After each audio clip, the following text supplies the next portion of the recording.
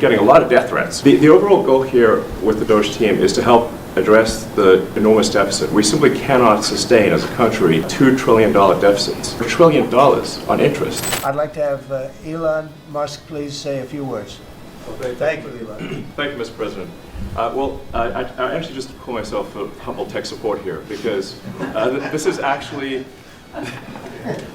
as crazy as it sounds, that is almost a literal description of the work that the Doge team is doing, is helping fix the government computer systems. Many of these systems are extremely old. They don't communicate. There are a lot of mistakes in the systems.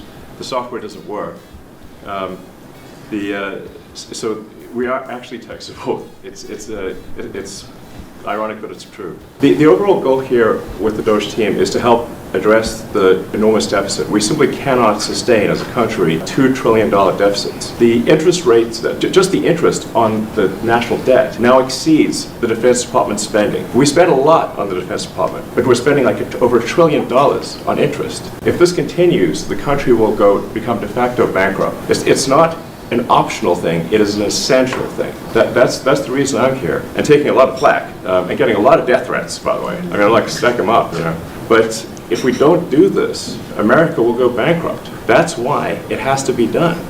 And I'm confident at this point, knock on wood, you know, knock on my wooden head, there's got a lot of wood up there, that we can actually find $1 trillion in savings. That would be roughly 15% of the $7 trillion budget. And obviously that can only be done with the support of everyone in this room. And I'd like to thank everyone for your support. Thank you very much. This can only be done with your support. So it's really, Doge is a support function for the President and for the agencies and departments to help achieve those savings and to effectively find 15% in reduction in fraud and waste. And we bring the receipts. So people say like, well, is this real?